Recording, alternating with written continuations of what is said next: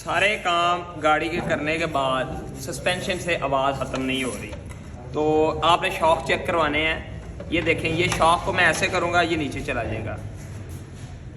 ये शॉक ख़राब हो गया है। अभी ये शॉक देखें ज़रा,